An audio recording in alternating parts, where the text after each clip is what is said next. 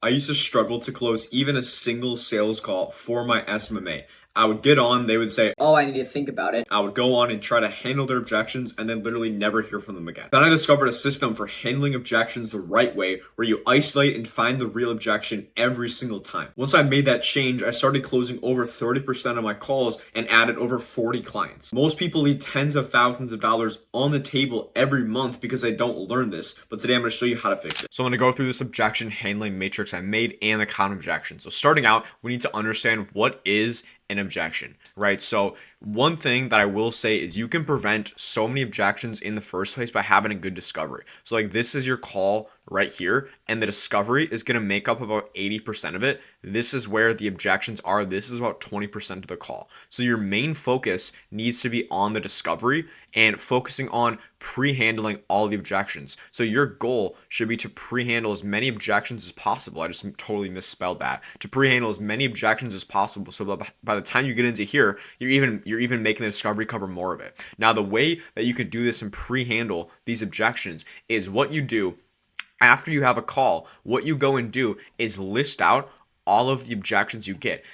The ideal amount would be if you have, let's say you have 10 sales calls, right? You've had 10 calls. What you go do is go back in the transcript, put it in ChatGPT and tell ChatGPT to give you the 5 to 10 most common objections. And let's say one of them is spouse or business partner. What you can do then is go and add this in your discovery by asking, hey, so are you the decision maker, or is there anyone else who needs to be involved in this decision? And that way you're going to prevent it before it ever comes up in the first place. So before we even go into objection handling, I want to make sure that you know that the best way to handle an objection is by handling it before it ever comes up in the first place, right? Because after you drop the price, you're on the back foot. So ideally you want to be pre-handling as many of these as possible. And the best way to do that is in the discovery, which is going to be 80 to 90% of the call. And that's why sometimes you're able to get objectionless closes, because you do all of the heavy lifting in the discovery process. But now that we have that out of the way, if you're still not able to handle them all, because there will inevitably be objections, I want you to understand the difference though between an objection and a smoke screen. Now, what a smoke screen is the most typical one is I need to think about it. Now, what a smokescreen versus an objection is a smokescreen isn't it's not a valid logistical reason, right? An objection needs to be something logistical. Maybe it's, hey, I literally do need to talk to a business partner, or I literally don't have the money, I don't have the funds available, or I literally am going on vacation next week, so I don't have time to implement this. Right, those are like legitimate objections that are actually logistical, valid reasons. Then you go and handle those, which I'm going to show you. But a smokescreen is someone saying, "Oh, I need to think about it." That's not a real objection. They're not telling you what they need to think about. Like, what are you thinking about? Right? That's not a valid reason. Or even if they say, "Oh, it's too expensive." Right? That's still a lot of times a smokescreen. A lot of times they're just uncertain about something in the process. So you need to stop. The first part is stop taking objections as they come. Don't believe people when they tell you an objection. Don't buy into their objection. I used to do this so much in the start where they would say, okay, yeah, I need to go think about it. Okay, no worries. I guess when you go and think about it, when do you want to touch base again?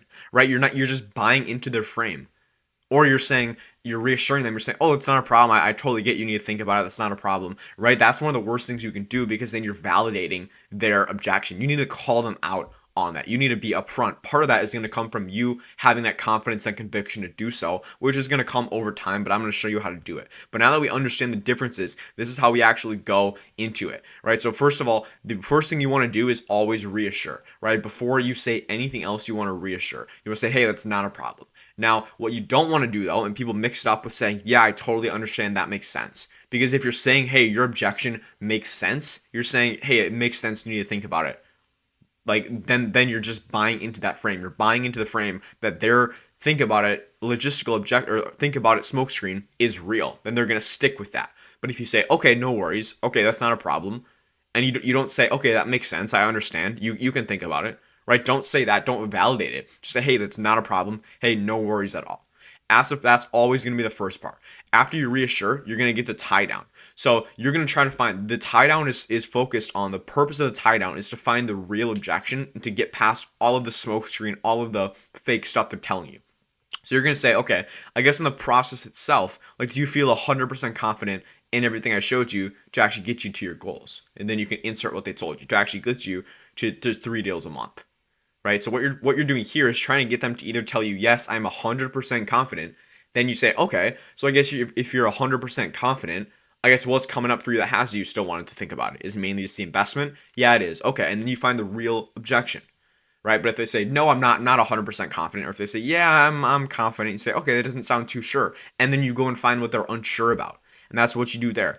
You find the real objection. So would you say then it's mainly the investment? Or so would you say it's something in the process you're unsure about? Yeah, okay. So what are you unsure about in the process? And you go and dive into the real objection. You can waste your time going back and forth handling an objection, handling a think about an objection, but half the time you're handling the wrong thing. And then you just go in circles and circles, you're not moving it forward. What you need to do, an analogy I forget who I heard this from, but you basically there's all these different doors. So someone mentions, "Oh, I need to speak with a spouse. I need to think about it." What you want to do is you want to one by one close all of these doors, because once they run out of doors, they're going to realize that, okay, this is just fake. These are just smoke screens. I don't actually have any real objections, and they can't go back on their word, because when people say something, it's just human nature, that consistency bias. They want to go with what they're saying, right? So you just want to make sure you close those doors and make sure you keep them on the track of moving the sale forward and not buying into their fake objections / limiting beliefs, whatever they may be.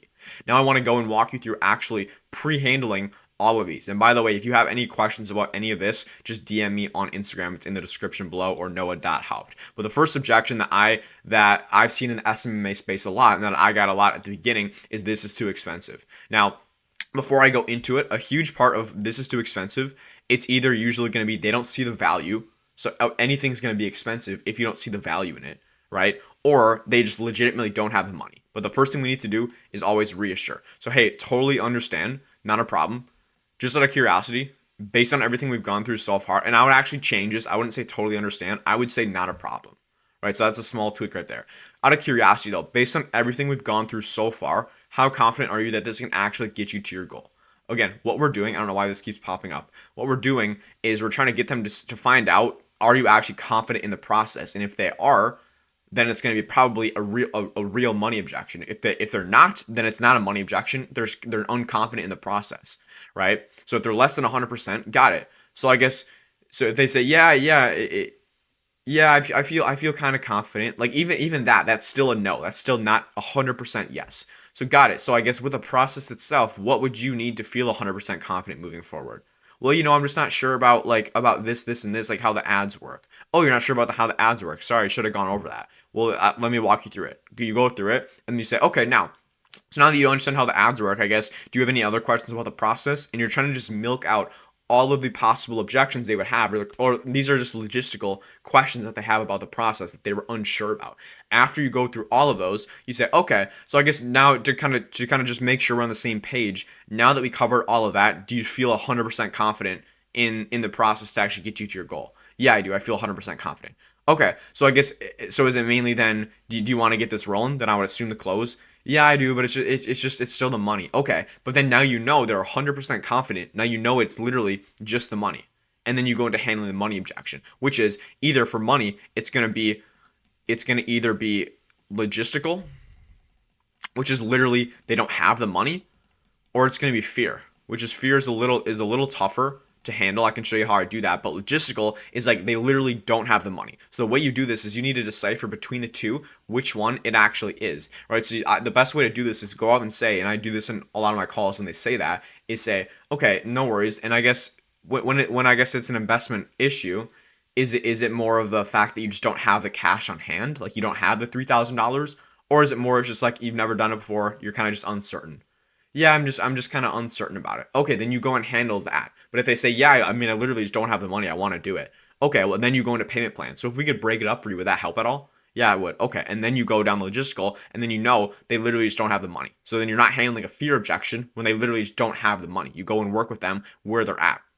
Now, for fear, the way you do this is a bit tougher. What I always like to do with fear is kind of get a deposit. So I would also always start by saying, okay, I totally get that. And trust me, like John, I would totally expect you to be a bit uncertain. If you were like cool as a bean right now, I would honestly be a little nervous, because that means you're obviously it's not that serious for you, right? So I want people who are going to really put in the work. I can tell you right now, the only time that people don't get results with us is if they don't actually put in the work. And we're on the call right now. We're still on the call because I believe in you. Everything we went through so far, I know I'm 100% certain you're going to get results with this. But of course, there's always going to be that mental block just based on the fact that you've never done it before. It's like when you rode a bike for the first time, right? You're always scared about it. Once you do it, then you're like, okay, this is easy. I should have been doing this so much longer ago. And every contractor we work with feels the same way before they move forward. So it's 100% normal. I guess based on the process itself, and I would go get another tie down, and you just kind of go back and forth with it, and you find out what are they really scared about. A lot of times it is that uncertainty. They're just uncertain because they've never done it.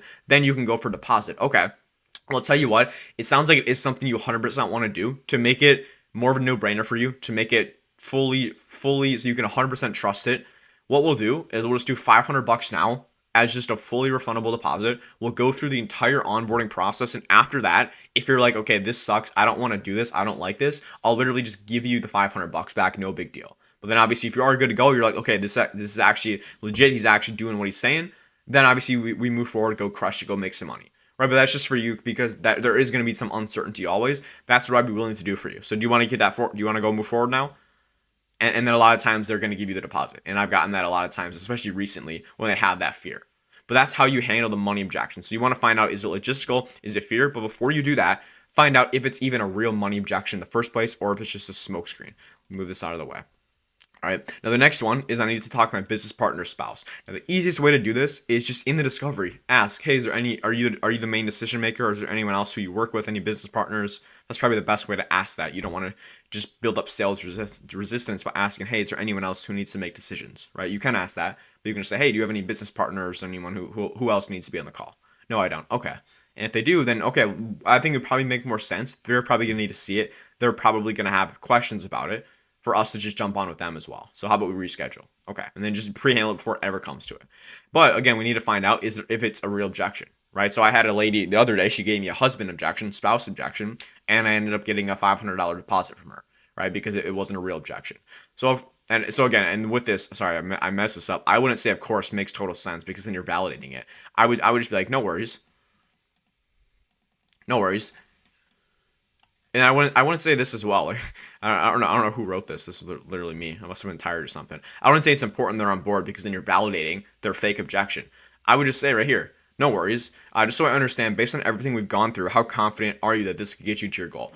Oh, I'm 100% confident. Or, oh, I'm not 100% confident. Oh, yeah, I'm kind of sure. And then you go down the same exact thing. You find the real objection. Okay, what specifically would you need to see to show them, to clarify, or to show them or clarify so that you could actually feel 100% confident?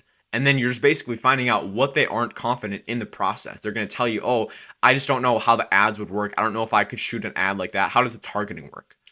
Okay, just the targeting. Yeah, so we go through X, Y, Z. Okay, does that answer your question? Okay, gotcha. So I guess, are you like 100% confident in the process now? Yeah, I am. Okay, so we good to move forward? And half the time they're going to forget about that objection because if you don't buy it for what it is, if you don't validate it, then they're going to realize, okay, he's not buying into my limit. He's not buying into my smoke screen. And then you go and handle the real objection, right? And it's the same exact thing for every single one. The last one is going to be, I need to think about it.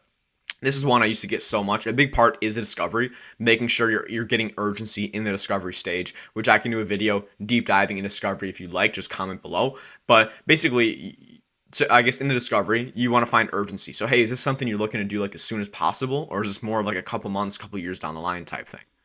Oh, I'm looking to do as soon as possible. Okay, awesome. Is there a reason you're looking to do now? And then get the reason. But if they do drop this, it's always a smokescreen. So never agree with it. So yeah, it's not a problem. I guess when you say you need to think about it, putting like pricing aside for a second, like everything, how do you feel about everything I showed you? Are you like 100% confident this can get you to your goals? And then again, you're looking for the real objection. It's the exact same thing over and over. If they say, yes, I'm 100% confident. Okay, so when you say like you need to think about it, I guess, is it mainly a case of like money, or I guess what's coming up if it's not the process? And it's going to always pretty much be money. And then you go handle the money objection. You find out if it's logistical or if it's fear.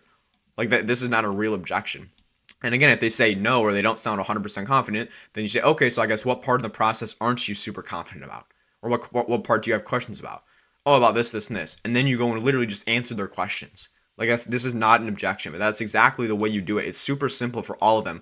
When you understand this framework, super, super simple. Remember, reassure. Yeah, it's not a problem. Don't buy into it. Tie down on the process. How do you feel? Right? And then find the real objection. Find out what they're truly wondering about. And if you want this exact Miro board as well, I'll be happy to send this over. Check the link below. DM me on Instagram. It's in the description. Otherwise, go check the video out on the screen right now that YouTube recommends for you, and I'll see you there.